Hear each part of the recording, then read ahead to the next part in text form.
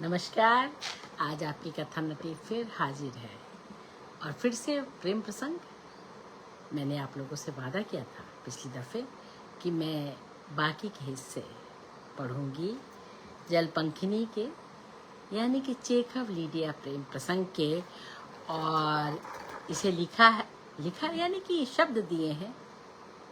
किस्मत तो कुछ तो लिख के आती है ऐसा कहते हैं और कुछ मनुष्य खुद लिखता है।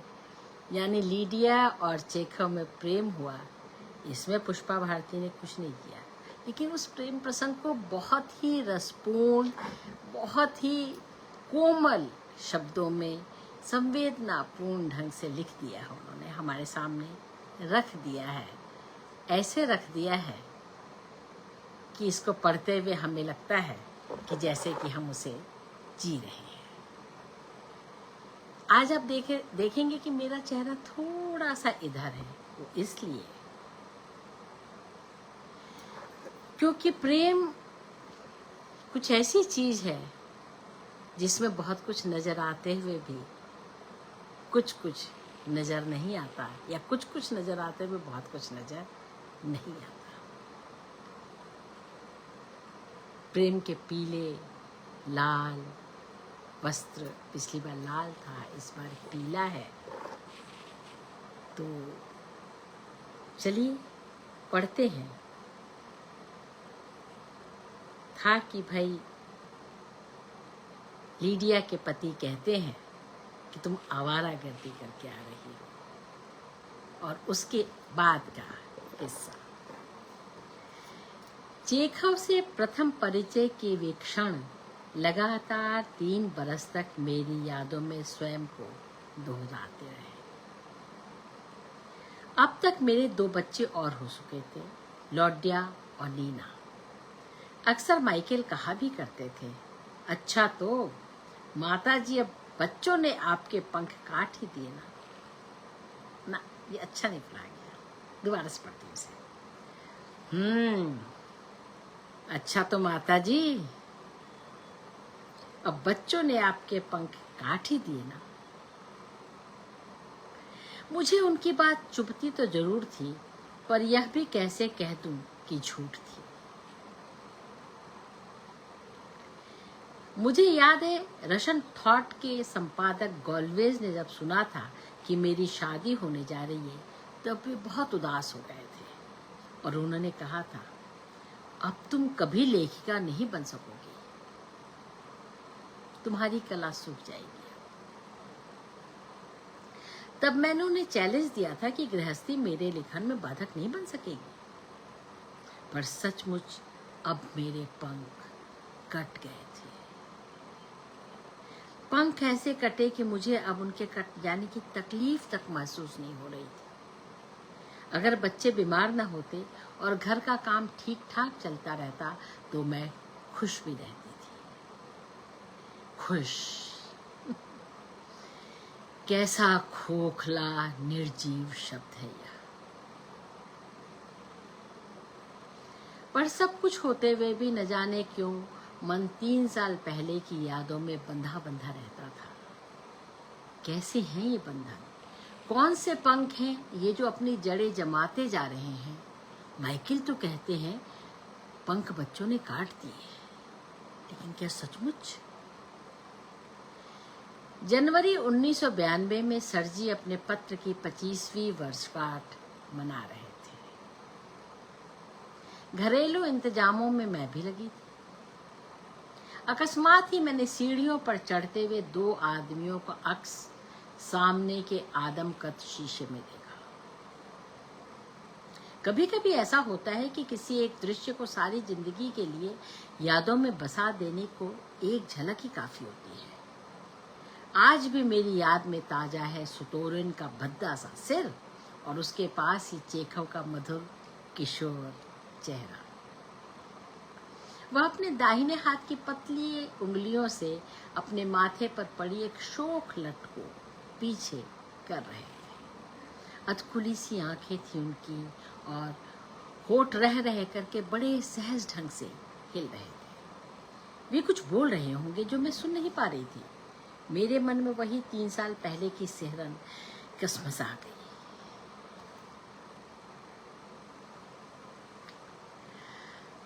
मैं पशुपेश में पड़ गई। पता नहीं वे मुझे पहचानेंगे भी या नहीं। उन्हें याद भी होगा या नहीं कि 3 साल पहले उन्होंने बड़ी आत्मीयता से किसी से बातें की थी। खैर, यह तो भला वह नहीं ही जानते होंगे कि उनकी यह आत्मीयता मेरे नस नस में बस चुकी है। न जाने किस सम्मोहन से खिंची खिंची मैं उनके पास गई, अभिवादन किया और कहा, मुझे उम्मीद नहीं थी कि आपके दर्शन होंगे। उन्होंने उसी सहज मुस्कान के साथ कहा, किंतु मुझे तो थी। कहो कैसी हो? मैंने तुमसे कहा था कि अपनी कहानियां मेरे पास भेज देना, मैं देख कर लिखूंगा, पर तुमने भेजी ही नहीं। मैं कुछ बोलूं कि तो खुद ही बोले, लड़कियां बड़ी जाहिल होती हैं। मेहनत तो तुम लोगों के वश की बात ही नहीं है, जबकि बड़ा लेखक बनने के लिए परिश्रम बहुत जरूरी होता है। खूब लिखना चाहिए और फिर मांझना चाहिए। मांझते मांझते 10 पृष्ठों के 3 पृष्ठ कर देना चाहिए, तब जाकर चीज बढ़िया बनती है। अरे तुम लोग तो ऊन के गोले बुनती उधेड़ती हो, तुम में तो यह धैर्य और अधिक होना चाहिए। बहुत से लोग आए हुए थे, तमाम बड़े बड़े लेखक, आलोचक, कवि और पत्रकारों से घर भरा हुआ था। चेखव मेरे साथ एक खिड़की के पास अलग जाकर बैठ गए। मैंने कहा, हमें इस तरह अलग नहीं बैठना चाहिए, यहाँ तो सभी लोग आपको जानते होंगे। मेरे सवाल का जवाब उन्होंने नहीं दिया और जाने कहाँ खोई खोई से बोले, क्या तुमने एक बात महसूस की थी? पिछली बार 3 साल पहले जब हम पहली बार मिले थे तो हमारा परिचय एकदम नया ही हुआ था, लेकिन लग ऐसा रहा था कि न जाने कब के बिछुड़े हम मिले हैं। मैं उन्हें जवाब देने लायक शब्द नहीं ढूंढ सकी। केवल सिर हिलाकर, आंखें झुकाकर मैंने स्वीकार भाव जता दिया। तो बोले, मैं जानता हूं ऐसा भाव एक दूसरे के प्रति दोनों के मन में एक साथ उठ सकता है। मैंने जिंदगी में पहली बार किसी के लिए वैसा अनुभव किया था, इसलिए मैं उस क्षण को भुला नहीं सका। वह याद आज भी मेरे दिमाग में ताजा है। पर देखो तो, कितनी विचित्र बात है कि हम एक दूसरे के बारे में बिल्कुल नहीं जानते। मैंने कहा, लेकिन यह न भूलिए कि यह इस जीवन का अलगाव नहीं है, किसी पहले जन्म की बात है जो बहुत समय पूर्व भुलाई जा चुकी है। शायद कई जन्म बीत गए हैं, तब हम जब एक साथ थे। चेखव का कहानीकार जैसे जाग उठा, बोले, भला यह तो बताओ कि उस जन्म में हमारा तुम्हारा क्या नाता रहा होगा। मैंने जल्दी से जवाब दिया, इतना तो निश्चित है कि कम से कम पति और पत्नी का तो संबंध नहीं ही होगा। हम दोनों ही हंस पड़े। कितनी निश्चल थी उनकी हंसी, कितनी शिशुवत। पर दूसरे ही क्षण फिर वह अपनी ख्याली दुनिया में खो गए। ख्वाब देखते देखते जैसे बोल रही हूँ, कहने लगे, लेकिन हम एक दूसरे को बेइंतहा प्यार जरूर करते थे। हम अभी किशोरी थे, हमारी मृत्यु हो गई थी एक जहाज टूट जाने से। मैंने भी उनकी ख्याली दुनिया में प्रवेश करके कहा, हाँ, मुझे भी कुछ याद आ रहा है। वे बोले, अरे रुको, देखो, मुझे सब साफ याद आ रहा है। बहुत देर तक हम लहरों से जूझते रहे थे। तुम्हारी बाहें मेरी गर्दन में माला जैसी लिपटी थी। हाँ, मैं बहुत डर गई थी, तभी तो ऐसा किया था मैंने। तुम जानते हो ना कि मैं अच्छी तैरना नहीं जानती। सचमुच मुझे याद आ रहा है कि तुम्हारे डूब जाने का कारण मैं ही थी। मैं ना होती तो तुम पार कर जाते शायद। भाई, सच बात तो यह है कि मैं भी कोई अच्छा तैराक नहीं हूँ। बहुत मुमकिन है कि यह हुआ होगा कि पहले मैं डूबा होऊंगा और तब तुमको भी अपने पीछे पीछे खींच लाया हो। जाने दो, इसके लिए मैं तुम्हें दोषी नहीं ठहराती। और फिर सबसे सुखद बात तो यह है कि अब हम फिर मित्र के रूप में एक दूसरे से मिल गए हैं। पर क्या अब भी तुम मुझ पर उतना ही विश्वास करती हो? मैंने अपने स्वरों में शरारत भरकर कहा। भला तुम्हारा विश्वास कैसे कर सकती हूँ? बचाने के बजाय तुमने मुझे डुबो जो दिया। तो तुमने मेरी गर्दन क्यों नहीं छोड़ी?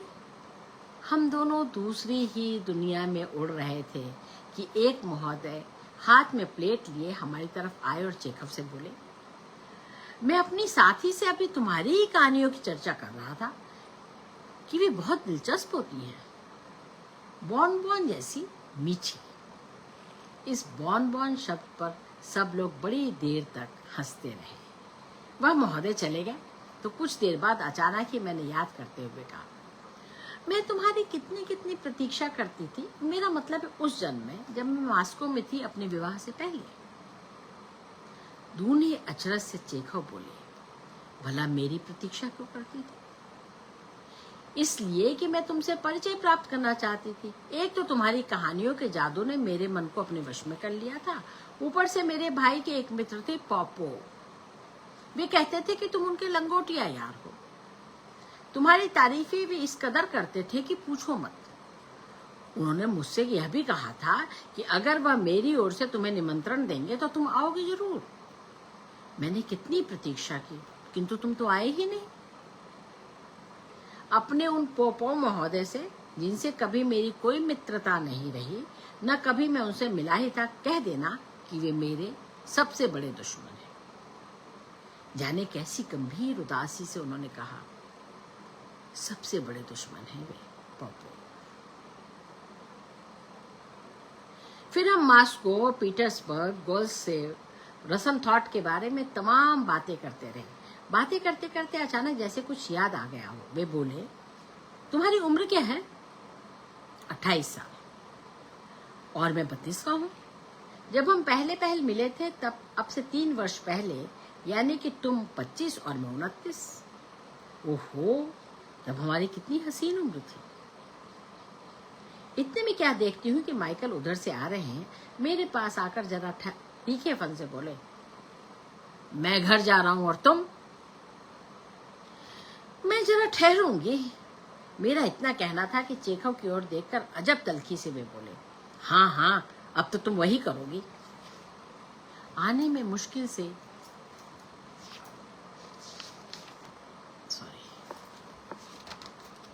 पहली बार वे चेखव के सामने थे।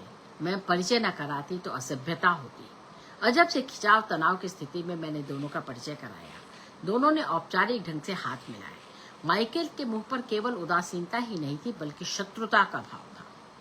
उसे देखकर मुझे कुछ अचरज भी नहीं हुआ, मगर मैंने आश्चर्य देखा कि चेखव ने पहले मुस्कुराने की चेष्टा की, मगर मुस्कुरा न सके, और एक विचित्र अभिमान के से भाव से उन्होंने अपना सर झटक दिया। दोनों एक दूसरे से कुछ नहीं बोले। माइकल फौरन ही लौट गए।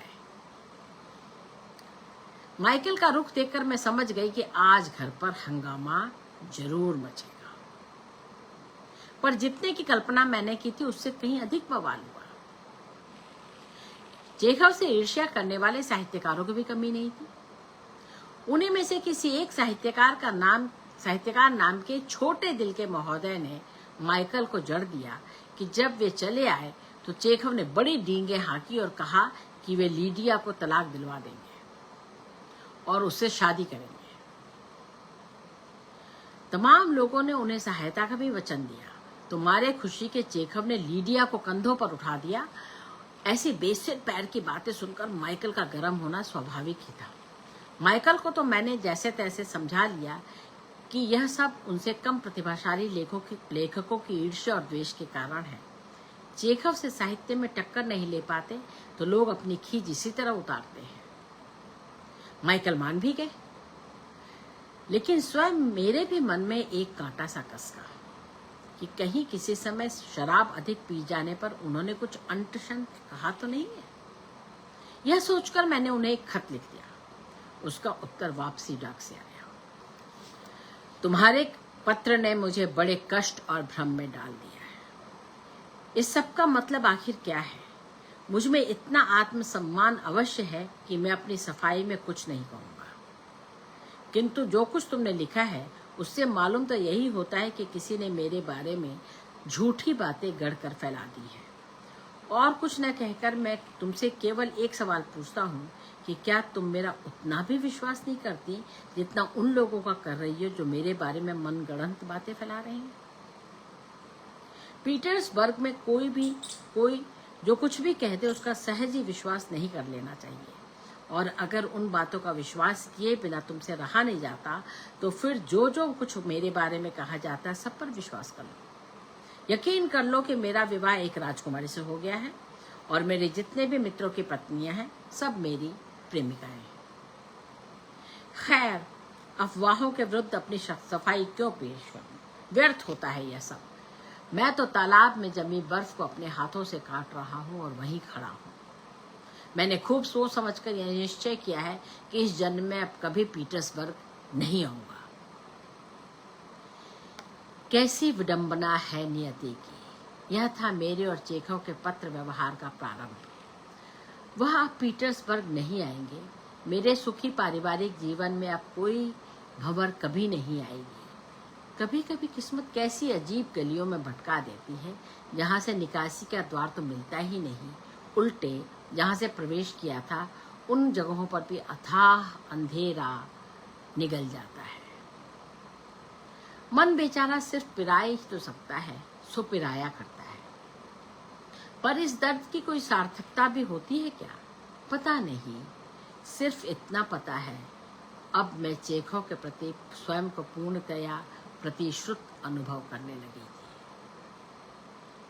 उन्हें बराबर खत भी भेजती थी।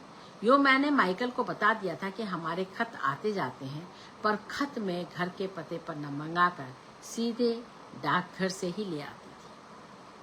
कितनी प्रेरणा और कितनी शांति देते थे उनके खत, पर मन कितना आकुल व्याकुल रहता था यह सोचकर कि चेखव ने सेंट पीटर्सबर्ग न आने की कसम खा ली है, और मैं उन तक पहुंचूं तो भला कैसे पहुंचूं। एक दिन बिना किसी पूर्व सूचना के ही मेरी बहन मेरे घर आई और बड़ी बड़ी शरारत से मुस्कुराकर बोली, आज शाम को मेरे घर आना, अकेली आना, ध्यान रखना माइकल साथ ना हो। मैंने कहा, अरे यह कैसी शर्त, क्या हुआ? बोली, हुआ कुछ नहीं। अच्छा बता मैं क्या सोच रही हूँ, शर्त लगा ले, तू अंदाजा तक नहीं लगा सकती। एक बोरिंग कहानी है। बोरिंग कहानी? क्या मतलब? हाँ, अ बोरिंग स्टोरी। तूने नहीं पढ़ी? पढ़ी है, मगर उससे तुम क्या कहना चाहती हो?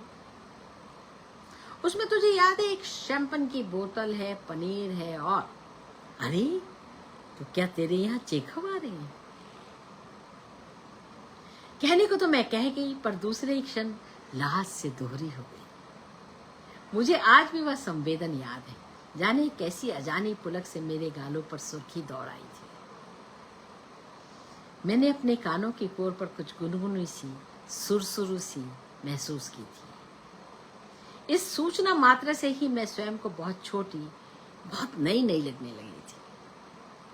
शाम को जब मैं बहन के घर गई तो देखा वह बाहर के कमरे में बैठी कुछ लिख रही थी। उसने अभी शाम के कपड़े तक नहीं पहने थे, ड्रेसिंग गाउन लपेटे बैठी थी, आंखों में वही शरारत भरी चमक। चेखव अभी आए नहीं थे, पर उनके आने में मुश्किल से 10-15 मिनट की ही देर हो गई, और यह अभी तैयार भी नहीं हुई। ऐसा तो पहले कभी नहीं होता था।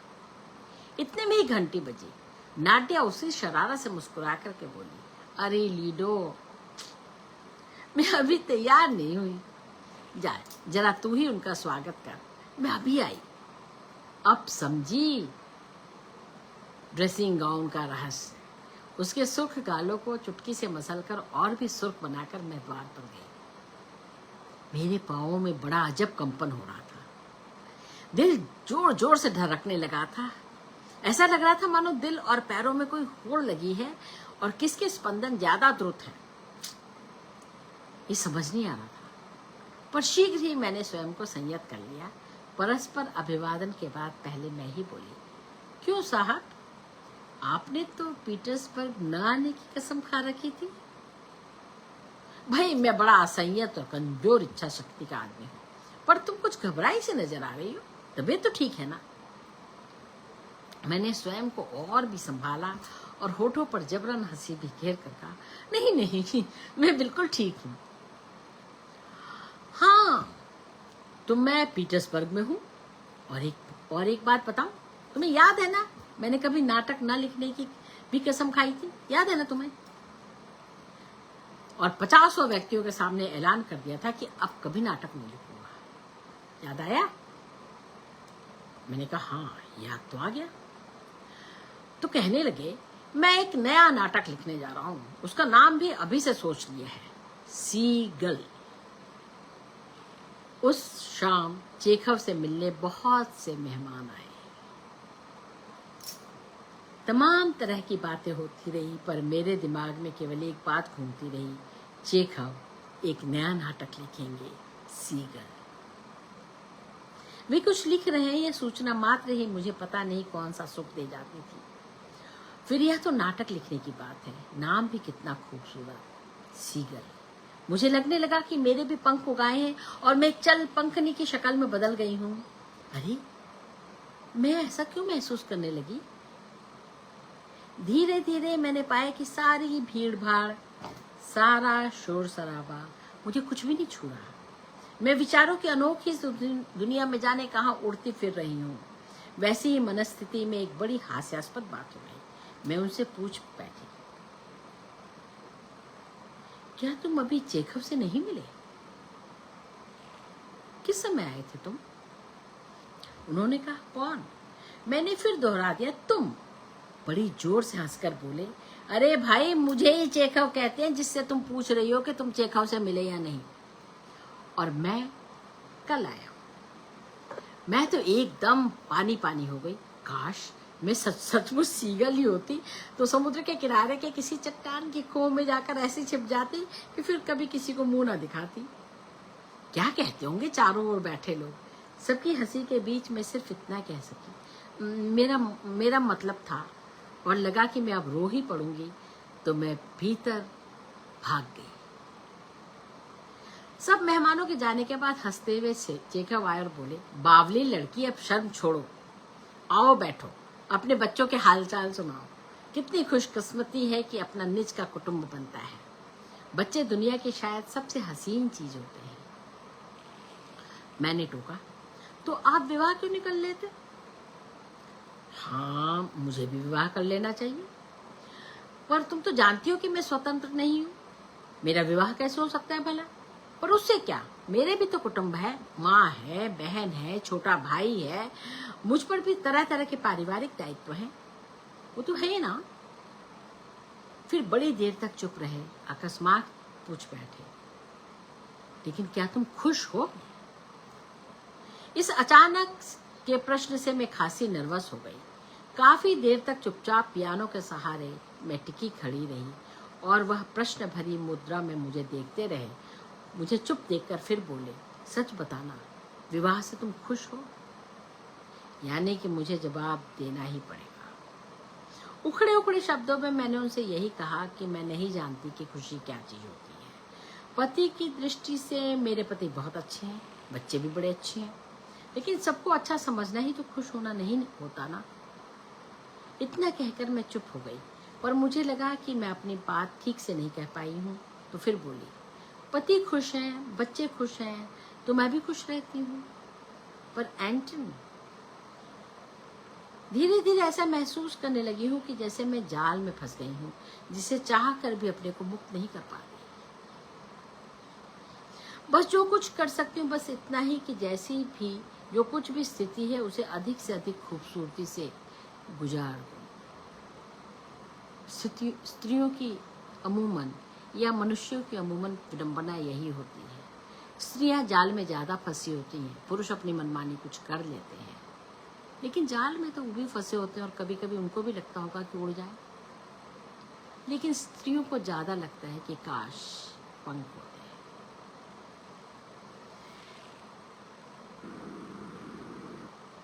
अपने मन को कैसी भी परिस्थिति में डाल देने की आदत डाल दो। भूल जाऊं इस बात को कि मेरा भी अपना कोई अस्तित्व है, कोई व्यक्तित्व है। यह बात तो स्त्रियों के बारे में ही सही है, अपना अस्तित्व, अपना व्यक्तित्व। इस बात को भूल जाऊंगी तो फिर मैं खुश हूँ, बहुत खुश हूँ चेखा। जानती हूँ अभी मेरे मन में कुछ द्वंद्व शेष हैं जिन पर मैं कभी विजय नहीं प्राप्त कर सकी हूँ। उन्हें भी अगर जीत लूं और सिर्फ एक बात याद रखूं कि मुझे अपने परिवार को प्यार करना है, शायद अपने व्यक्तित्व को यूं खपाकर ही खुशी नसीब होती है, पता नहीं। मैं तो सुध बुध भूल गई थी, खोई खोई बोलती जा रही थी कि अकस्मात मेरा ध्यान चेखव की ओर गया। मैंने देखा वह चिंतित और उत्तेजित हो गए हैं। मुझे अपनी ओर देखते हुए तेज स्वर में बोले, कौटुंबिक जीवन की यही विकृति है। ऐसी अजीब स्थिति को स्वीकार करना भी अपराध है। पता नहीं क्यों तुम औरतें घुटना अधिक पसंद करती हो। तुम्हें इस विकार के खिलाफ आवाज उठानी चाहिए। मुझे समझ में नहीं आता कि कोई अपने व्यक्तित्व को घोट क्यों डाले। आज घर घर में यही हाल है। नहीं लीडिया, इंसान को अपने व्यक्तित्व का आदर करना चाहिए। इंसान को ना, तुम इंसान हो ना, तुम्हें अपने व्यक्तित्व का आदर करना चाहिए। अपनी मनुष्यता पर तुम्हें अभिमान होना चाहिए। तुम नवयुवती हो, गुणी हो, देखना कुटुंब तुमको कुचलने ना पाए। अपने व्यक्तित्व को नष्ट कर देने की बात आखिर तुम्हारे मुंह से निकली ही कैसे? वे बोलते जा रहे थे और तेज कदमों से कमरे में चक्कर काटे जा रहे थे। अचानक आए और मेरे सामने खड़े हो गए। बोले, यदि मैंने विवाह किया होता तो मैं अपनी पत्नी से एक प्रस्ताव करता। जानती हो क्या? मैं कहता कि हम दोनों को एक साथ नहीं रहना चाहिए। ऐसा करने से हमारे व्यवहार में शिथिलता ना आती, पर अतिशय परिचय ना होता और यह सब वाहियात अनपेक्षित बातें ना उठती। इतने में मेरी नौकरानी ने आकर सूचना दी कि मेरे बच्चे की तबीयत खराब हो गई है और मुझे तुरंत बुलाया गया है। मैं बातें अधूरी छोड़कर भागी भागी घर पहुंची तो पता चला माइकल ने झूठा बहाना बनाकर मुझे बुलवा लिया था।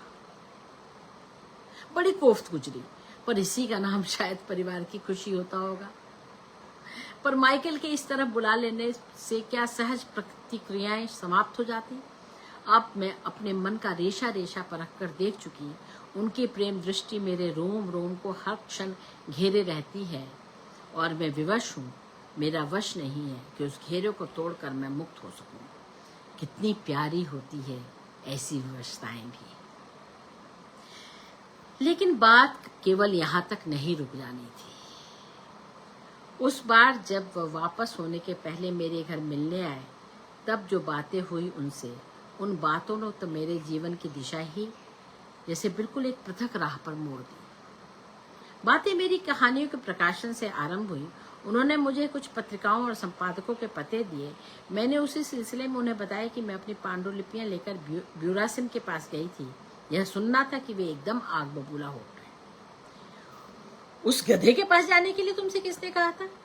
अपनी इज्जत को जहां तहां क्यों बिगाड़ती फिरती हो? स्वर में बहुत ममता भरकर फिर बोले, मैं हमेशा यही सोचता रहता हूँ कि वाहियात लोगों के दृष्टि से तुम्हें किस तरह बचाऊं। तुम्हें सहे संभाल लेने की कितनी बड़ी साध है मेरे मन में। तुम नहीं जानती इस बात को। पता नहीं तुम्हें याद है या नहीं उस मुलाकात की बात जब हम पहली बार मिले थे। तुम नहीं जानती लीडिया, मैं कम ज्यादा की बात नहीं करता, पर इतना जानता हूँ कि उसी दिन मैंने यह जान लिया था कि संसार की कोई भी दूसरी स्त्री ऐसी नहीं हो सकती जिसे मैं वैसा प्यार कर सकूं जैसा प्यार तुम्हें देखकर मेरे मन में उमका था। तुम कोई अनन्य सुंदरी नहीं हो, न तुम्हारे यौवन में ही कोई जादुई कशिश थी, पर बस मुझे लगा था कि केवल यही कांति, यही दीप्ति, यही व्यक्तित्व है जिसे मैं वैसा प्यार कर सकता हूँ। उसके बाद शायद 3 साल बाद हम मिले थे। तब मुझे लगा था कि तुम पहले से बहुत अधिक सुंदर हो गई हो, बहुत निखर गई हो, मानो तुम्हें कोई दूसरा ही व्यक्तित्व मिल गया हो, नितांत नवीन व्यक्तित्व। और मुझे लगा कि मुझे तो फिर से पहचानना चाहिए, एक नए सिरे से, नए ढंग से। सोफा पर बैठे थे, सिर उन्होंने पीछे की ओर लटका दिया था और छत की ओर देखते हुए बस बोलते ही जा रहे थे। स्वर में जितनी कोमलता थी, चेहरे पर उतनी ही दृढ़ता और आंखों में वह मासूमियत। उन मासूम आंखों को देखकर मुझे यह कहना पड़ा, कैसी सपनों की सी बातें कर रहे हैं आज आप। और लो, उन्हें तो जैसे बिच्छू डंक मार गया। एकाएक उछलकर सीधे बैठ गए और बोले, मैं तो उसी क्षण से तुम्हें प्रेम करने लगा था। तुमसे मिलूं या ना मिलूं, प्यार करूं या ना करूं, मेरी अंतस चेतना में तुम गहरे में बैठ गई थी। मुझे तुम्हारा ख्याल जाने अनजाने बराबर बना रहता है, और मैं यह भी जानता रहा हूं कि तुम साधारण स्त्रियों की तरह नहीं हो। तुम्हारे लिए मन में जो प्रेम भावना रखी जाएगी उसे बहुत पवित्र, बहुत पूजनीय होना चाहिए। मैं तुम्हें स्पर्श करने से भी डरता था कि कहीं तुम कुम्हला ना जाओ। बोलते बोलते उन्होंने मेरा हाथ अपनी हथेलियों में लेकर दबाना चाहा, पर छूते ही बोले, अरे कितना ठंडा हो रहा है तुम्हारा हाथ, जाओ अब तुम आराम करो, बहुत थकी नजर आ रही हो। पर मेरे ऊपर तो जैसे बर्फ की तह पर तहें जमती जा रही थी, मानो मैं एक बर्फ की चट्टान में बदल गई थी। वहीं कुर्सी पर बैठे ही बैठे मैंने उन्हें अभिवादन किया और विदा दे दी। वे बाहर चले गए तो एकाएक मेरी चेतना लौटी। अरे चिखव चले गए। मैं दौड़ी दौड़ी बाहरी दरवाजे तक गई, बेसाख्ता पुकार उठी, एंटन पेवलोविच। उन्होंने मुड़कर एक बार मुझे देखा, माथे पर आई अपनी शोक लट को पीछे किया और दूसरे ही क्षण वे धड़ाधड़ सीढ़ियां उतर गए। मैं बड़ी देर तक वहीं दरवाजे का सहारा लिए खड़ी रही। एक के बाद एक तमाम विचार मेरे दिमाग में दौड़ रहे थे, लेकिन मैं उनमें से किसी एक को भी पकड़ नहीं पा रही थी। अरे यह क्या हो गया है मुझे? मेरे ही विचार मेरी ही पकड़ से बाहर होते जा रहे हैं। मैं क्या सुनूं, क्या ना सुनूं, क्या होता जा रहा है मेरे दिमाग को? इसे तो मैं काफी काबू किए रहती थी। वह तो चले गए, पर मेरे दिमाग में हजारहा विचारों, हजारहा दलीलों को अंदर छोड़ गए। पर वाह रे मेरी आस्था, मेरा मन और मेरी चरम पीड़ा सब अपनी अपनी जगह त्यों ज्यों के त्यों बने रहे। 2 दिन तक अजब कश्मकश में रही मैं। सैकड़ों बार चाहा उन्हें खत लिखूं, पर दिमाग में बेतहाशा भागते दौड़ते विचार कलम की नोक पर उतर ही नहीं सके। लिखने बैठती तो उंगलियां कांप जाती, आंखों के आगे अंधेरा छा जाता और धुंध में केवल एक आकृति नजर आती, माथे पर झूलती शोक लक, मासूम दृष्टि, ईमानदार दृढ़ता। लिख तो मैं सकी ही नहीं। मैंने चाहा कि उनसे मिल ही आऊं, पर अपने ही पांव मुझे मनोभारी लगने लगे। लगता मुझ में इतनी ताकत ही नहीं कि उन्हें उठाकर 2 डग भी भर सकूं। कुछ समझ में नहीं आता क्या करूं, क्या ना करूं। दिमाग की सारी ताकत जवाब दे गई थी। अपने मन को कुछ सुकून तो दूं, यह सोचकर मैंने कुछ पढ़ने लिखने में मन लगाना चाहा, पर मैंने पाया कि नहीं, और कुछ पढ़ ही नहीं सकती सिवा उन शब्दों के, तो उन्हीं की पुस्तकें उलटती पलटती रही। सचमुच इससे मन कुछ स्थिर आया। उनकी एक पुस्तक पढ़ते पढ़ते मुझे एक पंक्ति मिली और मेरे तन मन में बिजली दौड़ गई। और ठीक यही बात तो मैं उस दिन कहना चाह रही थी और शब्द नहीं खोज पा रही थी। अब इस पंक्ति को याद कीजिए, पहले वाले प्रसंग में है, नाटक में जलपंखिनी ये बात कहती है। उस समय नहीं, बाद में। और देखिए तो किसको कहती है वो? अपने प्रेमी को नहीं, किसी और को। लेकिन हमारी लीडिया किसे कहती है अब हम पढ़ेंगे।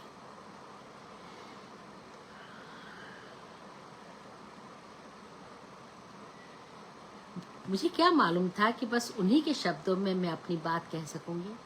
मेरी सारी उलझन को उनकी उस पंक्ति ने शब्द दे दिए। बहुत हल्की हो उठी मैं। दूसरे ही दिन एक जोहरी के यहाँ गई और घड़ी की चेन के लिए किताब की शक्ल में एक मेडेलियन बनवाया। उसके एक ओर मैंने बारीक अक्षरों में खुदवाया चेखव की कहानियां, दूसरी ओर खुदवाया पृष्ठ 267, 6ठी और 7वीं पंक्तियां। इसी उम्मीद से कि चेखव जब अपनी पुस्तक की पंक्तियों खोज निकालेंगे तो उनमें लिखा हुआ पाएंगे। यदि तुम्हें मेरे जीवन की जरूरत पड़े तो आना और उसे ले जाना, वह तुम्हारा है। यदि तुम्हें मेरे जीवन की जरूरत पड़े, उसे आना और ले जाना, वह तुम्हारा है। वह मेडेलियन रशन थॉट के संपादक द्वारा मैंने उनके पास भिजवा दिया। उसके साथ कोई पत्र, कोई संदेश नहीं भेजा, यहाँ तक कि इस बात का भी कोई संकेत नहीं भेजा कि उन्हें यह भेंट देने वाला कौन है। बस यही संतोष मन में था कि मैंने अपनी बात उन तक पहुंचा दी। लेकिन भेजने के बाद बड़ी देर तक सोचती रही कि आखिर मैंने उन्हें क्यों नहीं बता दिया कि मेडेलियन पर लिखी यह पंक्ति मेरे आत्मसमर्पण की अभिव्यक्ति है। क्या इसलिए कि अवसर पड़ने पर मेरे पास साफ बच निकलने का कोई रास्ता भी रहे? शायद मेरा अंतर्मन जानता था कि यह संभव भी नहीं था कि मैं अपनी संपूर्ण जिंदगी उन्हें समर्पित कर सकूं। ऐसा करने का अर्थ था कि 4 जिम्मेदारियों को एकदम बलि वेदी पर चढ़ा देना। काश माइकल मुझे 3 बच्चे दे देते और चेखव उन्हें स्वीकार कर लेते। पर उफ, ये सब क्या सोचने लगी मैं। प्रतिदिन ही उनके पत्र की प्रतीक्षा करती, पर समय बीतता गया, उनका कोई जवाब नहीं आया। और इधर मैं थी कि अपने ही विचारों का विश्लेषण करते करते बुरी तरह थक चली थी। मेडेलियन की बात का जवाब तो दूर, चेखव का कोई खत भी नहीं आ रहा था। दिन यूं ही खाली खाली गुजरते गए, महीनों गुजर गए। सर्दी बहुत बढ़ गई थी। उस बरस पाला गिरा भी बेहद था। उन दिनों मेरा भाई एलेक्सी मेरे घर आया हुआ था। एक दिन वह बोला, तुम्हारे इस पीटर्सबर्ग के नरक में तो मैं सड़ चला, चलो कहीं बाहर चले। माइकल ने कहा, अरे पागल हुए हो, इतनी रात गई, इस जाड़े पाले में कहाँ जाओगे? और उसने तो जिद ही ठान ली। बोला, आज सुवोरिन के थिएटर में नकाब पोशों का नृत्य है, चलो ना, जल्दी तैयार हो जाओ तुम दोनों। माइकल स्वयं तो नहीं गए, पर आखिर मुझे उसके साथ जाना ही पड़ा। जीजा साले में खूब प्यार भरी गाली गलौज होती थी। माइकल बोले, अरे पागल आवाराओं, जाओ, शराफत तो तुम लोगों ने वैसे भी बेच खाई है। एलेक्सी बोले, हम तो जाते हैं, पंचायत के चूहे, तुम बिल में दुबके पड़े रहो। एक स्लेज किराए पर लेकर हम थिएटर पहुंचे। वहां जाकर जो दृश्य मैंने देखा, उससे मुझे बहुत डर लगने लगा। चारों ओर काले काले नकाब ही नकाब नजर आ रहे थे। पुरुष भी अपने सिरों पर विचित्र आकृतियों वाले होठ लगाए थे। सब कुछ बड़ा भौंडा सा और अमानवीय लग रहा था। एक बार पहले भी माइकल के साथ मैं ऐसे नृत्य में आई थी। मुझे याद है कि तब इस नृत्य का मेरे मन पर बड़ा बुरा स्वाद छूट गया था। मैंने एलेक्सी से कहा, मुझे अकेले छोड़कर इधर उधर कहीं मत जाना। काफी देर तक बेचारा मेरे साथ बोर होता रहा। एकाएक बोला, जरा अपनी दाहिनी ओर तो देखो। और सरवारा से मुस्कुराकर बोला, क्यों, अब भी अकेले छोड़कर इधर उधर आ जाऊं? मैंने देखा चेखव। अरे मुझे क्या मालूम था कि यह अप्रत्याशित सुख आज मुझे मिलने वाला है। घर पर मैं बच्चों के साथ लोटो खेल रही थी। उसी के 2 अखरोट मेरी जेब पर पड़े थे। एक मैंने अपने मुंह में डाल लिया ताकि मेरी आवाज न पहचान सके, और उनके पास जाकर कहा, हेलो प्रिय, तुम यहाँ मिल जाओगे इसकी तो उम्मीद थी ना? बिल्कुल नहीं थी, एकदम नहीं। कहो कैसे हो? उन्होंने जरा बारीकी से मुझे देखते हुए कहा, नकाबपोश, क्या तुम मुझे जानती हो? मैं आवेश और अतीव सुख से कांप रही थी। नकाब के भीतर की कंपन भला उन्होंने क्या महसूस की होगी, पर पता ही नहीं क्यों, बिना मेरा उत्तर सुने ही चुपचाप उन्होंने मेरा हाथ पकड़ा और नृत्य करते हुए लोगों के गोल में जा मिले। नेमिरोविच डेनशेन को हमारी तरफ आकर बोला, ओहो चेखव, तुमने अपने लिए संगनी चुन ली। मान गए भाई, तुम्हारा जवाब नहीं। वह चला गया तो चेखव को चिंतित होकर बोले, देखो, अगर कोई तुम्हें नाम लेकर पुकारे तो जाहिर मत होने देना। ध्यान रखना कि यहाँ कोई पहचान न ले। लेकिन क्या आप स्वयं भी जानते हैं कि मैं कौन हूँ? मैंने देखा मेरे सवाल को सुनकर वे मुस्कुराए और बिना उसका जवाब दिए ही बोले, जानती हो, मेरा नाटक शीघ्र ही खेला जाने वाला है, मालूम है तुम्हें? हाँ, सुना तो है, सीगल खेला जाने वाला है। क्या पहली रात को तुम आओगे देखने? निश्चित रूप से। तो वायदा करो कि उसकी हर बात को बड़े ध्यान से सुनोगी। मैं तुम्हारी बात का उत्तर स्टेज पर ही दूंगा। बस तुम यह ध्यान रखना कि तुम्हें हर बात ध्यान से देखनी और सुननी है। भूलोगी तो नहीं? उन्होंने मेरा हाथ बड़ी मृदुलता से अपनी हथेलियों में दबाकर थपथपाया। पर आप किस बात का उत्तर देंगे भला? मैं तुम्हारी बहुत सी बातों का जवाब दूंगा, तुम ध्यान से सुनना बस। पर महोदय, प्रिय, आप मेरा मजाक तो नहीं उड़ा रहे? भला मैं कैसे समझ पाऊंगी कि कौन से शब्द मेरे लिए हैं? और सबसे बड़ी बात तो यह है कि आप यह जानते भी नहीं कि मैं कौन हूं और मेरी बात का जवाब देंगे। अरे वाह, क्या खूब। अच्छा, तो यह तो बताइए कि मैं कौन हूं। तुम खुद ही समझ लोगी वहां कि मैंने तुम्हारी कौन सी बात का जवाब दिया। फिर बोले, तुम्हें सीगल शीर्षक पसंद आया? बहुत बहुत पसंद आया। बोले, सीगल, उफ, अजब निराशा से चीखती है वह। उसकी करुण आवाज सुनकर किसी का भी मन गहरी उदासी से भरे बिना नहीं रह सकता।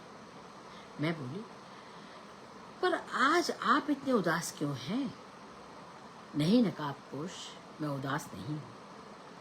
मैंने फिर वह उत्तर वाली बात छेड़ दी। मगर आप मुझे नहीं जानते और पता नहीं कौन सा उत्तर देंगे जिसकी बात आप कर रहे हैं। कौन है वह जिसकी बात का उत्तर देंगे? बताएंगे मुझे? तुम, उन्होंने बड़ी दृढ़ता से कहा। और मैंने जो कभी नहीं किया था वह उस समय किया। उनके कंधे पर सिर रखकर बोली, मैंने तुम्हें प्यार किया है चीखो, बस तुम ही को प्यार किया है। वे बोली, क्या आवारापन की बातें कर रही हो नकाबपोश? मैं तुम्हें नहीं जानता, तुम कौन हो? मैं समझ गई कि वह मेरे इस व्यवहार से उनके मन में संदेह हो रहा होगा कि मैं वह नहीं। तुरंत बोली मैं, आप यह नहीं जानते तो आप तो कहते थे कि स्टेज पर आप मेरी बात का उत्तर देंगे। वह तो मैंने यूं ही कह दिया था। यदि तुम वह लड़की नहीं हो जिससे मैं वह बात करना चाहता था तो तुम उस प्रसंग को समझ ही नहीं पाओगे। उसी समय मैंने देखा कि एलेक्सी मुझे खोज रहा है। चेखव से मैंने विदा मांगी। विदा देते समय वे फिर बोले, नाटक ध्यान से सुनो। तो क्या वे सचमुच मुझे पहचान गए? क्या सोचते होंगे मेरे बारे में? मुझे वैसा अभद्र व्यवहार नहीं करना चाहिए था। मन बहुत पछताता। मैं और माइकल हमेशा हर नाटक की पहली रात को जरूर जाया करते थे। एक दिन माइकल ने मुझे सिर्फ एक टिकट ला करके दिया और बोले, चेखव की चहेती शैतान, यह लो। इसे पाने में मुझे बड़ी तकलीफ हुई। स्टॉलों पर मिली ही नहीं। ड्रेस सर्कल की है। और तुम्हारी टिकट? मुझे एक जरूरी मीटिंग में जाना है। फिर चेखव कौन बड़ा भारी नाटककार है जिसके लिए मैं जरूरी काम छोड़कर नाटक देखने जाऊं। मैं अकेली ही गई। सच तो यह है कि मैं उस नाटक को अकेले जाना चाहती थी और अकेले आना मुझे चौगुना सुख दे रहा था। मन में विलक्षण भावभरी जिज्ञासा थी, मेरी किस बात का क्या उत्तर देंगे वे, या हो सकता है कि वे मुझे पहचान ही ना पाए हों, किसी और का भ्रम मुझ में कर रहे हो। सैकड़ों स्त्रियों से परिचय है उनका, पर उन्होंने तो बड़ी दृढ़ता से कहा था कि वे मेरी बात का उत्तर देंगे। अजब घबराहट हो रही थी मन में। थिएटर पूरा भरा हुआ था।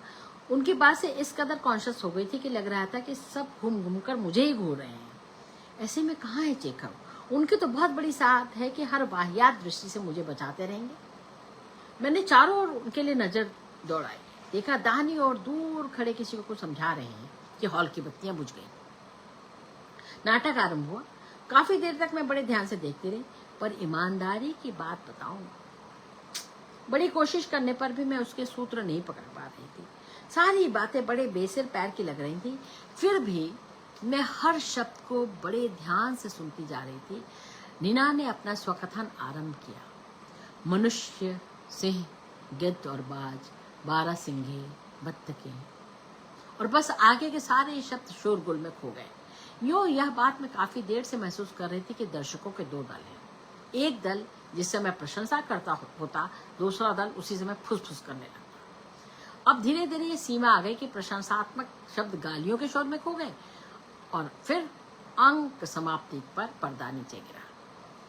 एक और तो प्रशंसात्मक तालियां बजने लगी, दूसरे लोग तमाम लोग चेखव को धिक्कारते हुए बरामदे में निकलने लगे। मुझे कतई नहीं समझ में आ रहा था कि यह सब क्या हो रहा है। कोई कहता था, अरे चला है बड़ा प्रतीकात्मक प्रयोग करने, यह सब मूर्खता है और कुछ नहीं। तो कहीं से यह भी सुनाई दे जाती, पुरानी सड़ी बासी परंपराओं से वह आदमी किस तरह से मुक्ति दिला रहा है, कैसी सुंदर और सरल होती है इसकी बिंब योजना। पर दूसरी तरह के वाक्य ज्यादा जोर से, ज्यादा मात्रा में सुनाई देते, अरे भाई ये चेखव कहानियों तक ही क्यों नहीं सीमित रहता है, नाटक लिखने बैठ गया।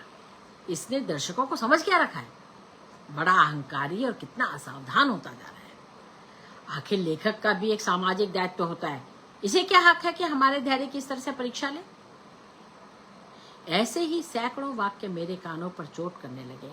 हे ईश्वर, क्या यही सुनने के लिए मैं आई थी? यह तो कहते थे कि मैं तुम्हारी बहुत सी बातों का जवाब दूंगा, तुम ध्यान से सुनना। क्या सुनूं ध्यान से? मुझे लग रहा था कि वह मुझसे कुछ कहना चाह रहे हैं और उनके शब्द यह दुनिया मुझ तक आने नहीं देना चाहती। यह सारा गला फाड़ फाड़ कर चीखना या शोरगुल महज इसलिए है कि उनकी बात मेरी कान तक ना पहुंचे। आखिर क्या बिगाड़ा है मैंने इस दुनिया का? लोग छोटी छोटी टोलियों में बटकर नाटक के भर्त्सना करने में एक दूसरे से होड़ ले रहे हैं। छी, कैसी होती है इन लेखकों और संपादकों की मैत्री भावना। यूं तो आगे पीछे दुम हिलाते घूमते हैं, पर ऐसा भी मौका खोजते रहते हैं कि किसी तरह शिकंजे में कसकर आप एक दूसरे की नस नस चिटका दें। ऐसे समय में इनकी छोटी छोटी ईर्ष्याएं कैसे मजेदार रूप धर कर आती हैं। सबके सब जले हुए थे कि चेखव इतनी सी आयु में और इतनी जल्दी इतना लोकप्रिय कैसे हो गया। अब शोर मचा मचा कर कल्पना कर रहे थे कि उसका अभिमानी मस्तक अब कभी ऊंचा ना उठ पाए। मुझे याद आ रहा था, चेखव ने मुझे बताया था कि यह नाटक उन्होंने मेलिखोफ में गर्मियों के दिनों में अपनी एक छोटी सी खूबसूरत कुटिया में बैठ करके लिखा था। चारों ओर पेड़ ही पेड़ थे, कुंजों के बीच खिले फूल सी थी वह नन्ही सी कुटिया। दूर से चरवाहों के संगीत के स्वर लहराते आते और पास से पक्षियों की चहक। यह नाटक लिखते समय वे बहुत खुश रहते थे। पूरा करने पर उन्हें ऐसा लगा था कि किसी पीड़ा से उबर आया है उनका मन। कितना खुश थे इसे लिख करके। मेरी कल्पना की आंखें देख रही थी लतरों और फूलों से ढकी मुंदी एक कुटिया, उस पर बैठे चेखव, माथे पर झूलती एक शोख लट, होठों पर मृदुल मुस्कान और कागज पर दौड़ती उनकी उंगलियां। और मेरी शरीरी आंखें देख रही थी उन मित्रों को जिनके चेहरे पर ईर्ष्या, द्वेष और अमानवीयता झलक रही थी। इंटरवल समाप्त हुआ। मैं फिर पूरी तन्मयता से एक एक शब्द सुनने लगी। यूं मुझे अब किसी संदेश, किसी प्रत्युत्तर की कोई उम्मीद रह नहीं गई थी। मुझे लगने लगा था कि शायद उन्होंने यूं ही मजाक किया होगा। मैं ऐसा सोच ही रही थी कि स्टेज पर नीना त्रिगोरिन से विदा लेने आई और एक मेडेलियन देते हुए बोली, इसके एक ओर मैंने तुम्हारे हस्ताक्षर खुदवा दिए हैं और दूसरी ओर तुम्हारी पुस्तक का नाम। मेडेलियन का चुम्बन करते हुए त्रिगोरिन ने कहा, ओह कितनी अद्भुत भेंट है यह। नीना चली गई। त्रिगोरिन ने उस उपहार को उलट पलट कर ध्यान से देखा, पढ़ा, रात दिन, पृष्ठ 121, पंक्तियां 11-12। उसने इन शब्दों और संख्याओं को फिर दोहराया, रात दिन, पृष्ठ 121, पंक्तियां 11-12। और अभी भी आई हुई मैडम आर्कडिन से पूछा, क्या घर में तुम्हारे पास मेरी कोई पुस्तक है? उसकी पुस्तकें पैक हो चुकी हैं, लेकिन फिर भी अपना उक्त कहानी संग्रह खोज निकालता है। पुस्तक हाथ में लेकर फिर दोहराता है, पृष्ठ 121, पंक्तियां 11 और 12। पृष्ठ निकाला, पंक्तियां गिनी, फिर धीरे धीरे स्पष्ट शब्दों में पढ़ने लगा। यदि तुम्हें कभी मेरे जीवन की जरूरत पड़े तो आना और उसे ले जाना, वह तुम्हारा है। अनेक कहानियां लिखी हैं मैंने, लेकिन अपना स्वयं का उस दिन का अनुभव ज्यों का त्यों लिख सकूं, इतनी ताकत मेरे शब्दों में नहीं। जो ही नीना ने मेडेलियन के साथ अपना हाथ आगे बढ़ाया था कि मुझे रोमांच हो आया। शरीर के हर रोम में सिहरन दौड़ गई थी। ज्यों-ज्यों दृश्य आगे बढ़ता गया, मुझे लग रहा था कि मैं सुन्न पड़ती जा रही हूँ, सांस नहीं ले पा रही हूँ। मुझे लगा हाल में बैठा हर व्यक्ति केवल मुझे ही घूर रहा है। कुछ नहीं सूझा मुझे, तो मैंने आंखें बंद कर ली और गर्दन नीचे झुका ली। दिल तो इतनी तेजी से धड़क रहा था कि मुझे लगा कि अब बस बेकाबू हो जाएगा। किसी तरह शांत हुई तो सोचने लगी, ये संख्याएं भिन्न है। 121 पंक्तियां 11 और 12। मैंने जो मेडेलियन उनके पास भेजा था उसकी तो संख्याएं दूसरी थी। क्या होगा इन पंक्तियों में? हो न हो यही बात थी जिसके लिए चेखव नकाबपोश नृत्य में कह रहे थे। उस मेडेलियन को पाकर अब तक खामोश थी, अब यूं उत्तर दे रहे हैं। यानी कि वह समझ गए थे कि ये भेंट मेरी ओर से ही भेजी गई है। और हाय, उस दिन में नृत्य में वो मुझे पहचान भी गए थे। उत्तर उन्होंने मुझे ही दिया है, केवल मुझे। यह नाटक उन्होंने मेरे लिए ही लिखा है। हाय, उस दिन कितनी बेशर्मी से उनके कंधे पर सर रखकर मैंने कहा था, क्या सोचते होंगे मेरे बारे में, जबकि वे कहते थे कि मेरा हाथ तक छूने में उन्हें डर लगता है। बहुत चाहकर भी मैं अब अपना ध्यान नाटक में और अधिक केंद्रित न कर सकी। आंखें प्यासी प्यासी चारों ओर भटकने लगी। पल भर को कहीं उनके चेहरे को एक झलक भर मिल जाए तो उन्हें देखते ही समझ लूंगी कि इस समय वह मुझे अपने नजदीक तो नहीं चाह रहे, उन्हें मेरी जरूरत तो नहीं है। किंतु उनका कहीं पता ही नहीं था। बाद में मैंने लोगों को यह भी कहते सुना कि वह तो थिएटर से भाग गए हैं। चारों ओर फुसफुसाहट हो रही थी कि चेखव भाग गया, चेखव भाग गया। मैंने फिर नाटक में ध्यान देना चाहा। अंतिम दृश्य मुझे बहुत ही अच्छा लगा जब नीना त्रेपलेव के उस नाटक की याद करने लगी जिसके पहले अंक में उसने विश्वात्मा का रूप ग्रहण किया था। याद करते करते उसने एकाएक सोफे पर से एक सफेद चादर उठाकर फाड़ डाली, अपने चारों ओर लपेट ली और उसी नाटक का स्वकथन दोहराने लगी। मनुष्य, सिंह, गिद्ध और बाज। उसने जो ही बोलना शुरू किया, फिर से एक हंसी की लहर हॉल में दौड़ गई। इतना करुण प्रसंग चल रहा था कि दर्शकों को रोना चाहिए था, मगर वे हंस रहे थे। मैंने सुना कि लोग उस चादर पर हंस रहे थे, जबकि वास्तव में बात यह थी कि उस चादर के प्रतीक से नीना दर्शकों को विश्वात्मा के स्वच्छ निर्मल रंग की याद दिलाना चाहती थी। पर उन दर्शकों को तो आज हंसने के लिए कोई न कोई बहाना चाहिए था। किसी ने उस गोली पर एक आह भी नहीं भरी जिसने त्रेपलेव के जीवन को समाप्त कर दिया था। फिर से याद कीजिए, नाटक में अंत में त्रेपलेव गोली मार देता है। नाटक समाप्त होते ही मैं ग्रीन रूम की ओर गई। वहां भी गुलपापड़ा मचा हुआ था। कोई कहता दुमदार थिएटर के ही कपड़ों में भाग गया, कोई कहता सीधा रेलवे स्टेशन गया है। जो वहीं किसी स्त्री को यह भी कहते सुना, कितना प्रतिभावान, कितनी कम उम्र का और कितना संवेदनशील पुरुष है, कितनी ताजगी है इसकी रचनाओं में। अरे अभी तो वह खुद ठीक से नवयुवक भी नहीं हुआ है, पर देखो तो क्या हो गया था मुझे कि न तो उनकी प्रशंसा के शब्द मुझे संतोष दे रहे थे, न भर्त्सना ही मुझे छू रही थी। मेरे दिमाग में तो चंद वाक्य गूंजे जा रहे थे। एक तो वह संख्याएं, पृष्ठ संख्या 121, 11 और 12, और दूसरे वे शब्द जो त्रेपलेव ने नीना को विदा करते हुए कहते, तुमने अपना रास्ता पा लिया, तुम अपनी दिशा जानती हो। मैं अब भी स्वप्नों और टूटे हुए बिंबों की भयानक बाढ़ में हाथ पांव मार रहा हूँ। नहीं जानता कि मेरा अभिप्राय क्या है, मेरी आस्था कहाँ है। उफ, काश उस समय चेखव मुझे मिल जाते तो मैं उनसे कहती, मैं कुछ नहीं कह पाती ना, मैं कुछ नहीं कहती, पर शायद इस बात का जवाब उन्हें दे पाती कि तुम्हारा अभिप्राय मैं हूँ, तुम्हारी आस्था मैं हूँ। पर बहुत दुखी मन से उस रात को मैं वापस घर आई। माइकल ने पूछा, कैसा रहा नाटक? मैंने सारी बातें बता दी तो बोली, ये अखबारों के लिए पंक्तियां घसीटने वाले कैसे बदमाश है, टोडी है सुअर। चेखव पर क्या बीत रही होगी भला? वैसे चेखव की दी स्टेपी जैसी चीजें लिखनी चाहिए, नाटक उसकी लाइन है भी नहीं।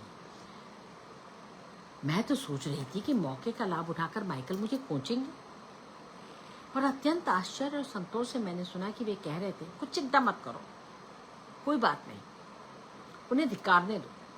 चेखव शीघ्र ही सबको बता देगा कि वह किस धातु का बना है, और यह गाली देने वाले सब उसके पीछे पीछे खुशामद करते भागते रहेंगे और पहले की तरह टांगों के बीच दुम दबा छुपाएंगे। वैसे तुम्हारा चेखव है तो मूर्ख ही, बिना किसी भी बदमाश धोखेबाज तक को वह गले लगाने को तैयार हो जाता है, बड़ा बेवकूफ है। माइकल की बातें मैं सुनती रही और इस अप्रत्याशित सुख से अपने मन पर पड़े घाव को धोती रही। माइकल इतने उदार भी हैं, यह बात मैंने पहली बार जानी और मेरा मन उनके प्रति कृतज्ञ हो उठा। लेकिन 121, 11 और 12 ये संख्याएं मेरे दिमाग को कोंच रही थी। चेखव की पुस्तक माइकल की स्टडी में थी। तुरंत लाकर देखती तो माइकल पूछते, क्या बात है? तो क्या जवाब देती? जैसे तैसे समय काटा।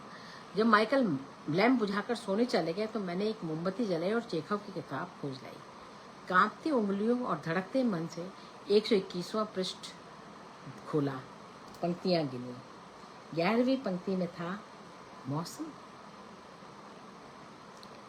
किंतु तुम मेरी तरफ ऐसे क्यों देखते हो? क्या मैं तुम्हें पसंद? मैं तो हक्की बक्की रह गई। तो क्या यही है उनका जवाब?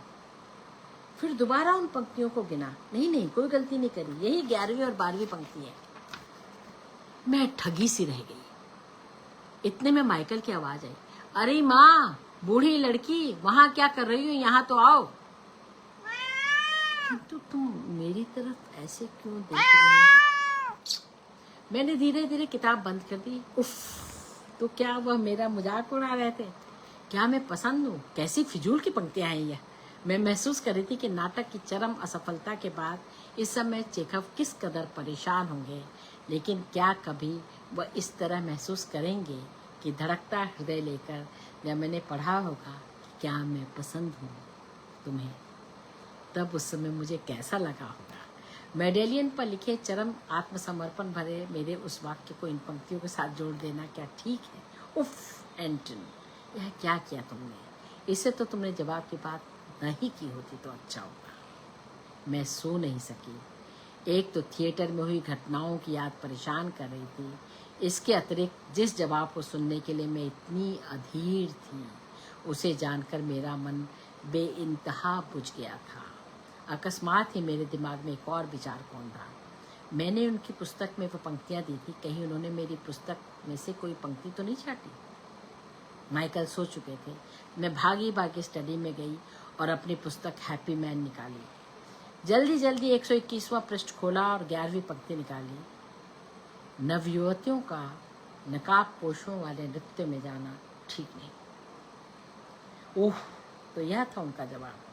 बहुत सी बातों का एक साथ जवाब। मैंने मेडेलियन भेजते समय अपना नाम सूचित नहीं किया था कि नकाब में मैं ही हूँ, यह भी तो उन्हें नहीं बताया था। दोनों ही बातों का उत्तर उन्होंने दे दिया था इस बात के साथ ही उन्होंने इस बात का संकेत कि नाटक की संवेदना को समझूं और उनका यह आदेश ग्रहण करूं कि मुझे अपनी सीमाओं और मर्यादाओं में ही रहना चाहिए। एक पृष्ठ और है, समझ में नहीं आ रहा, पढ़ देती हूँ। एक नहीं है, 2.25 है। और सचमुच उसके बाद उन्होंने हर संभव प्रयत्न किए कि मैं अपने परिवार और की मर्यादाएं ना तोड़ूं। मेरा परिवार न विच्छिन्न हो, इसके लिए दिन ब दिन वह मुझसे दूर होते गए। एक बार वह बेहद बीमार हो गए थे, यहाँ तक कि उनके बचने की भी उम्मीद नहीं थी। तब उन्होंने मुझे बुलवाया था। वह सब दूसरी ही कहानी है, लेकिन वह जल पंखिनी वाला प्रसंग में मुझे केवल उनकी बात बताकर ही समाप्त होने वाला नहीं था। यह नाटक मेरे जीवन में इतनी करुण फूंक छोड़ जाएगा, मुझे नहीं मालूम था। 1889 में चेखव से मेरी प्रथम भेंट हुई। उसके ठीक 10 वर्ष बाद 1899 में मेरी उनसे अंतिम भेंट हुई। उन दिनों तक वह मास्को में थे। मैंने उन्हें लिखा कि 1 मई को मैं बाहर जा रही हूँ, रास्ते में मास्को पर गाड़ी बदलूंगी, मिलोगे क्या? उनका तुरंत उत्तर आया, अवश्य आऊंगा। हो सके तो बच्चों को भी जरूर लाना। 1 मई आई। स्टेशन पर कुल 2 घंटे का समय था। गाड़ी रुकी, मैंने बच्चों को एक बेंच पर बैठाकर उन्हें कुछ नाश्ता दिया। इतने में देखा चेखव आ रहे हैं। उनके हाथों में एक टॉफियों का डिब्बा था। आते ही उन्होंने बच्चों को प्यार किया और टॉफियां बांटी। टॉफियों पर जो कागज लिपटे थे उन पर किसी पर टॉल्स्टॉय, किसी पर दोस्तोयेव्स्की, किसी पर तुर्गनेव के चित्र थे। मैंने शरारत से कहा, चेखव नहीं है इनमें? तो बोले, अरे अभी घबराती क्यों हो, अभी मैं बहुत जीऊंगा। जल्दी ही इन लोगों के बीच मेरे भी चित्र आ जाएंगे। वे बड़ी देर तक बच्चों से खेलता रहे। एकाएक भरपूर निगाह से मुझे देखते हुए बोले, यह क्या लिफाफा बनी हुई है? इतनी सर्दी है और ठीक से कपड़े भी नहीं पहने हैं। मैं जाता हूँ और अपनी बहन का ओवरकोट लिए आता हूँ। मैंने किसी तरह उन्हें रोका कि थोड़ा ही समय है, उसे कोट लाने में जाया मत कीजिए। फिर मुझसे बोले, आज मत जाओ, केवल एक दिन के लिए रुक जाओ। मॉस्को आर्ट थिएटर पर आज शाम सीगल करने जा रहे हैं, कोई और वहां नहीं होगा। वे लोग केवल मेरे लिए शो कर रहे हैं। लीडिया, मेरी कितनी इच्छा है कि वे नाटक तुम मेरे साथ देखो। उन लोगों ने सचमुच बहुत सफलता पाई है उसे करने में। मैंने अपनी असमर्थता जाहिर की। बच्चों के स्कूल दूसरे दिन खुलने वाले थे, फिर माइकल से भी अनुमति नहीं ली थी। मैंने देखा मेरी इनकारी से वे बेहद उदास हो गए। उनके ओवरकोट के बटन खुले हुए थे। मैं बोली, एक तो तुम्हारी तबीयत इतनी खराब थी कि तुम्हें आना ही नहीं चाहिए था, ऊपर से कोट के बटन भी खोले हो। चिढ़े बैठे थे, तुरंत बस बरस पड़े। क्या जरूरी है कि हर समय मुझे यह बताया जाए कि मैं सख्त बीमार हूं? ऐसी बीमारी से बीमार हूं कि बचने की कोई उम्मीद नहीं। हे भगवान, मैंने इसलिए थोड़ी कहा था। भला हो मेरी बच्ची नीना का। ऐसे में उसने उनका ध्यान अपनी ओर खींच लिया और उनसे खेलने लगी। मेरा लड़का उनसे पूछता रहा, मिस्टर चेखव, आपने अमुक कहानी पढ़ी है? अमुक लेखक का नाम सुना है? आपने क्या कभी पुष्किन की कविताएं सुनी है? और वह बड़े अबोध अनजान बने, सब बातों का कभी हाँ में और कभी ना में उत्तर देते रहे। ट्रेन जाने का समय होने लगा था। एक बार फिर बोले, सुनो, मेरी बड़ी ख्वाहिश है एक बार तुम्हारे साथ उस नाटक को देख सकूं। रुक जाओ ना। पर क्या करती मैं, विवश थी। परिवार ने मेरे पंख काट दिए थे। आपको याद है ना, जलपंखिनी के भी पंख कट गए थे। औरतों के पंख यूं ही कट जाया करते हैं, पता भी नहीं चलता, घाव, चोट भी नहीं लगती, दर्द भी नहीं होता। पंख कट जाते हैं, वे मन, उनका मन, उसमें से लहू निकल बहता रहता है। एक मन हरदम उदास सा रहता है। कुछ खो गया, कुछ छूट गया, कुछ कर न सके, कुछ रह गया पीछे। परिवार ने मेरे पंख काट दिए थे। मुझे याद हो आई चेखव के नाटक के तीर से बंधी बिंधी जलपंखिनी। गाड़ी छूटने वाली थी। बोले, अरे कोई बात नहीं, जिंदगी होती ही ऐसी चीज है और उसे ज्यों का त्यों ही स्वीकारना चाहिए। ज्यादा हाथ पांव नहीं पटकने चाहिए। जाओ, चलो जाने दो, जो कुछ है ठीक ही है। अच्छा खैर, हाँ देखो, ख्याल रखना अपना, देखो कहीं तुम्हें सर्दी ना लग जाए। ट्रेन छूटी और बिना एक बार भरपूर मुझे देखे ही वह एकदम से उल्टे पांव चले गए। हाय हाय, मुझे क्या मालूम था कि यह मेरी उनसे आखिरी भेंट थी। वह मेरे साथ जलपंखिनी देखना चाहते थे। हाय रे किस्मत। धीरे धीरे गाड़ी ने तेज रफ्तार पकड़ ली। सब चीजें एक एक करके पीछे छूटती जा रही थी। सीट पर बैठने का मेरा मन नहीं कर रहा था। बड़ी देर तक खड़ी खड़ी खिड़की से मैं पीछे की ओर देखती रही। कैसी अजब होती है जिंदगी भी। हम बढ़ते तो आगे की ओर जाते हैं, पर मन है कि बार बार पीछे की ओर लौटना चाहता है। पर क्या कभी ऐसा हुआ भी है? पीछे कौन लौट पाया है? कौन लौट पाया है भला? पीछे की चीजें सिर्फ एक याद भर छोड़ जाती हैं। शाम घिर आई थी। अगल बगल के खेत, पेड़, मैदान, गांव सब पीछे भागते जा रहे थे। गाड़ी अंधेरे में धंसती जा रही थी। एक लंबे अंधेरे पथ के बाद फिर एक नगर आएगा जहाँ बत्तियाँ जली होगी, जहाँ मेरा घर होगा, पति मेरी प्रतीक्षा में होंगे, बच्चे घर की आत्मीयता में आश्वस्त होकर सो जाएंगे। पता नहीं चेखव ने कोट के बटन ठीक से बंद कर दिए भी होंगे या नहीं। कहाँ है वह आत्मीयता जिसमें आश्वस्त होकर वह भी बच्चों की तरह सुख की नींद सो सकते। लेकिन मैं क्या करूं, मैं कर ही क्या सकती हूँ।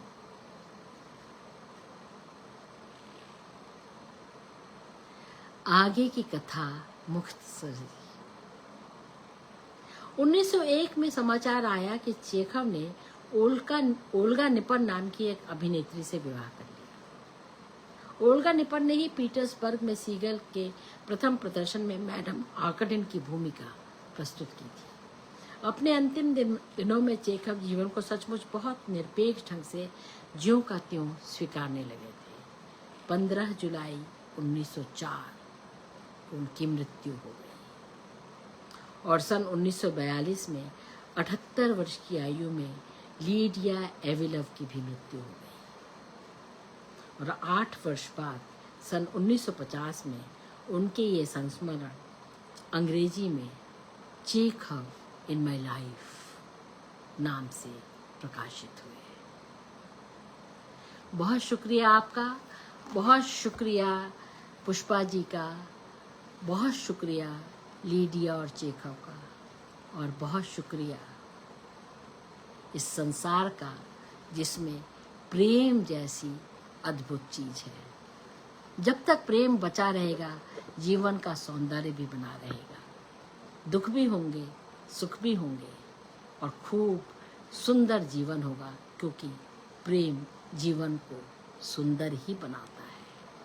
कितनी वेदनाएं, कितने सारे भाव हैं प्रेम में। मिल जाने का उत्साह, खो जाने का भय, न मिल पाने की चिंता और वेदना, और यादें जो सदा रहेंगी। कैसे कैसी बत्तियां टिमटिमाएंगी उन यादों की, और कैसे कैसे दुनिया प्रेम के लिए हरदम ही पागल रहेगी। मैं उस पागलपन को प्यार करती हूँ और मैं चाहती हूँ कि यह पागलपन हरदम हरदम हरदम बना रहे।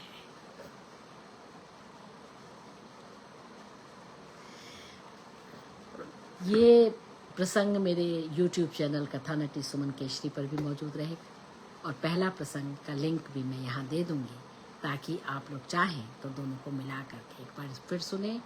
सब लोगों को बहुत से स्नेह, बहुत सा प्यार, बहुत सी शुभकामनाएं, बहुत सी शुभकामनाएं। दिन सुंदर।